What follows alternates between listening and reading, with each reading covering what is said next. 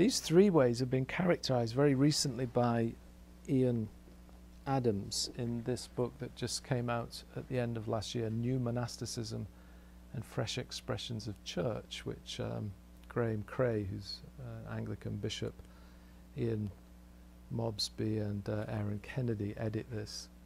It's an interesting book if you want to see what's happening in the UK scene with the new monasticism. There's quite a lot of fresh expressions of what monasticism might be. Some of them are really interesting.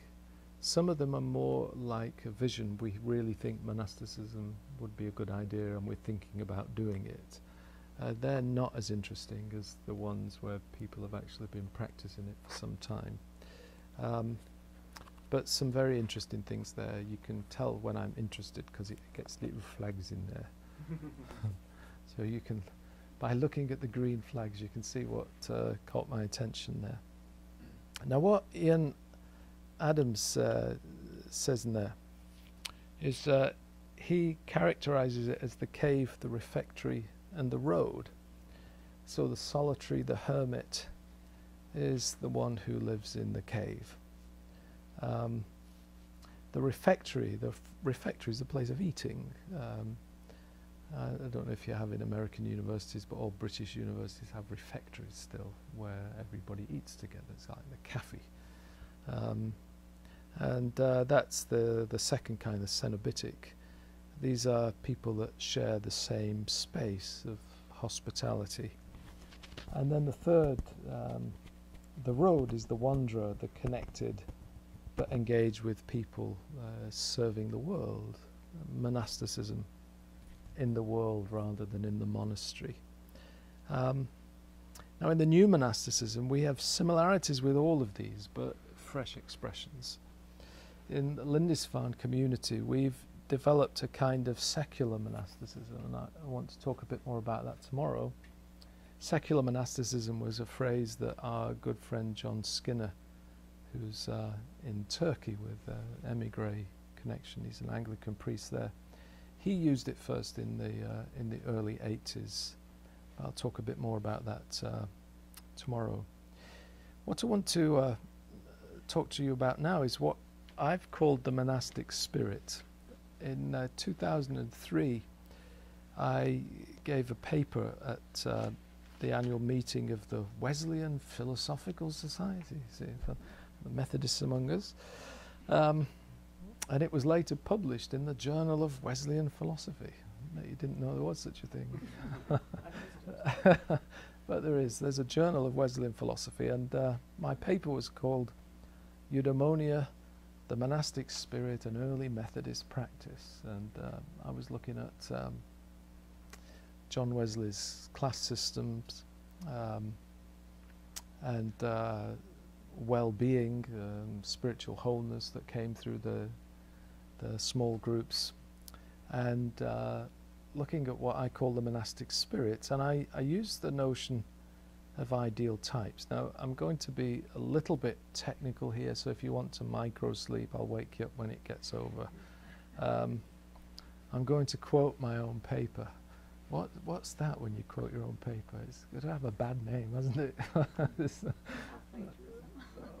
Self-plagiarism. I'm going to I'm going to plagiarize myself, which sounds like a new kind of monastic practice. Yes, yeah, self-plagiarism. The idea of ideal types comes from sociology, and came from a sociologist called Max Weber. So in my paper I say that, according to Weber, ideal types are mental constructs used to understand complex social institutions and provide comparative analyses. An ideal type is a term applied to an agglomeration of characteristics to which social institutions may be compared. No individuals or groups perfectly conform to an ideal type. The type only exists in the abstract, but the device serves as a useful tool in sociological analysis.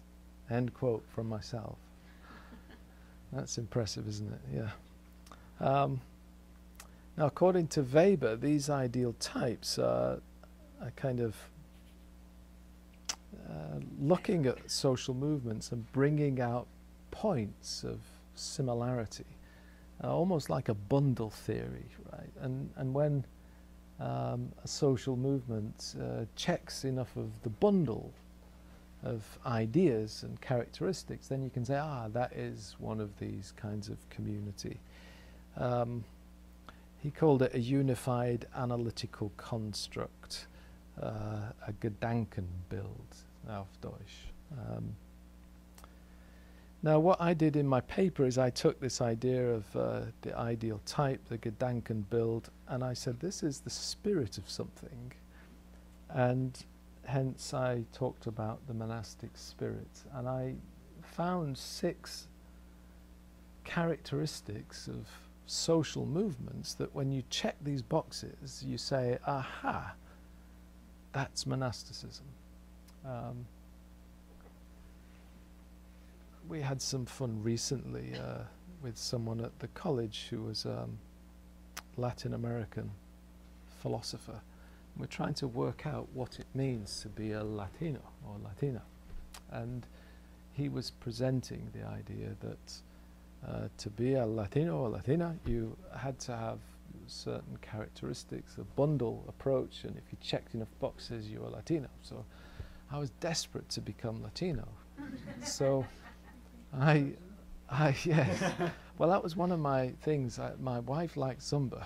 Is that a checkbox? You know, and I think Latinos are really cool as a checkbox. I'm trying to speak Spanish, checkbox. You know, I like Ricky Martin, checkbox, and I failed. I didn't manage to check enough characteristics to be the ideal type of Latino. Anyway, back to monasticism. Here are the 6. The first is seeking enlightenment. And when you look at these social movements that we call monastic, is they were seeking union with God, or seeking union with the ultimate, or seeking enlightenment.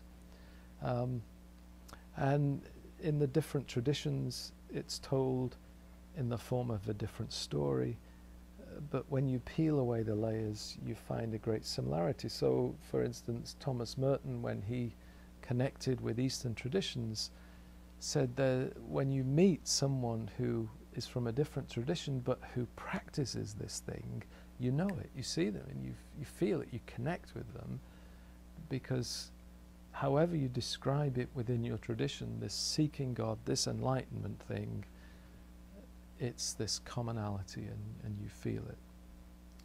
The second